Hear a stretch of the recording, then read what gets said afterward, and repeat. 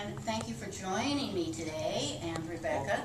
And we're very interested to know about how did you get started as a police officer? So let's start back when. You've been here 20 years. So. I'm coming up on my 20th year in a few months, and it's going by very quickly. And I grew up here in the San Francisco Bay Area. Richmond is a small town about 15 miles away from San Francisco. How big is Richmond? 100,000 people. Oh. And it unfortunately had a unique distinction in the early 90s of being the highest crime rate in California for I remember that. Yes. Yeah. I came on as an officer at that time. I was drawn to Richmond because of that challenge, to be honest. That is very interesting because I think a lot of families are suffering with child abuse, domestic violence. I think we now have 1 in 3 women involved in domestic violence.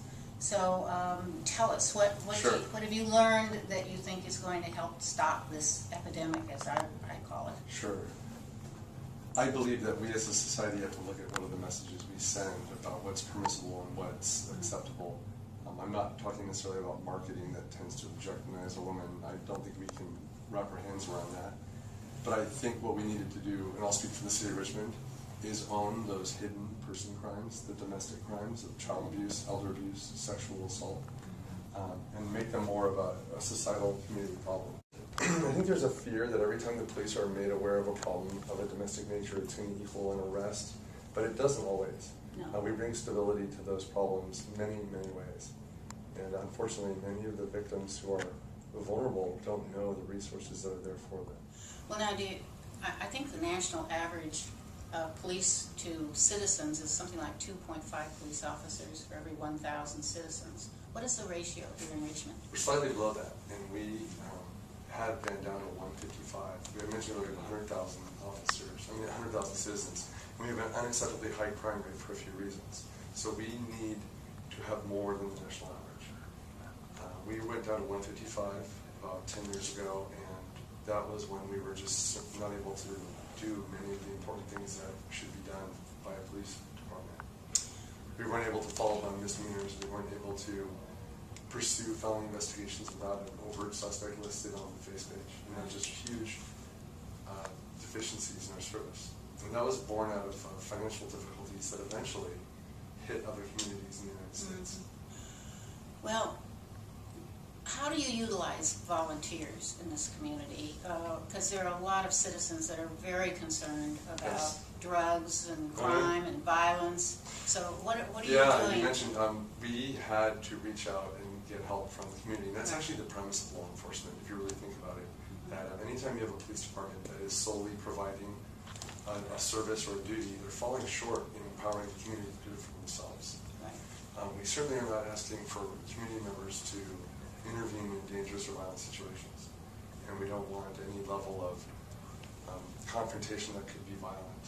Mm-hmm. But I think that there's some truth to the statement that everyday people make a difference. I've ridden along in Richmond and found it very educational. I even went on a drug bust in North Richmond on the task force, where it was a united between the Sheriff's Department and Richmond PD. And I think everybody should do this. I really do believe it. I think to have this conversation, we have to start with that sometimes people can say, well, the criminal justice system is flawed.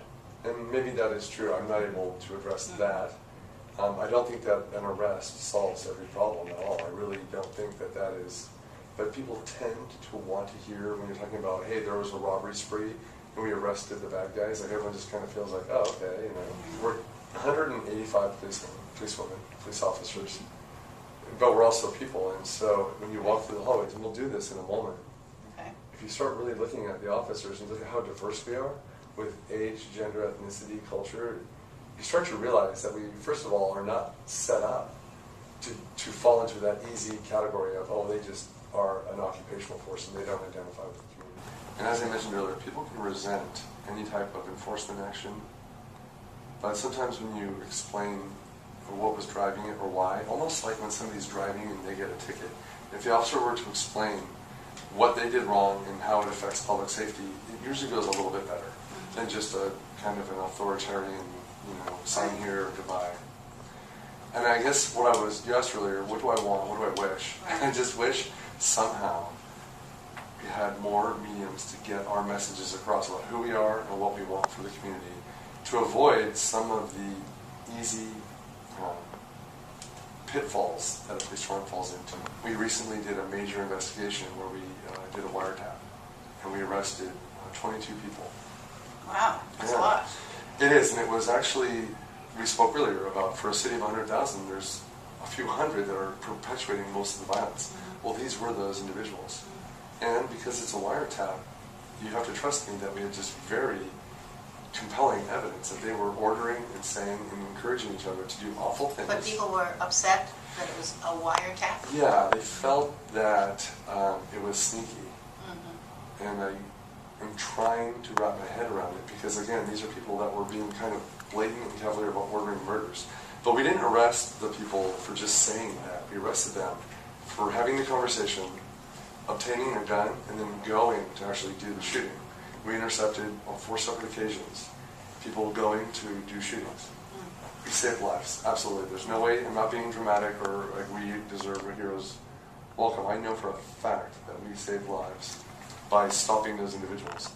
But we have to look at what it means that people still resented that level of police work.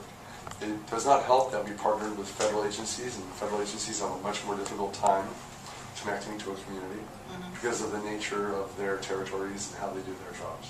Right.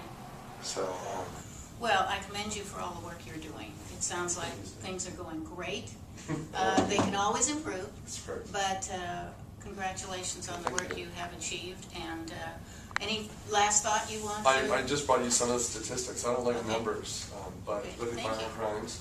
Since 2008, we had already seen it going down the last 5 years. We went down consistently.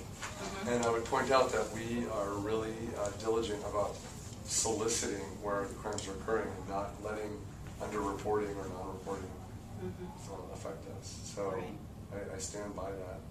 Well, that's wonderful. Thank you so much You're welcome. for your time, and perhaps you have a question? Yes, I do. Mark and Stephanie, what a great team.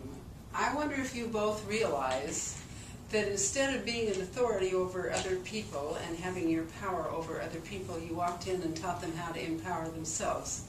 And you took away their fear of being controlled because they've always feared being controlled. We live in a society that's control or be controlled. And you taught them self-control and the way to get out of that. We're all working on it.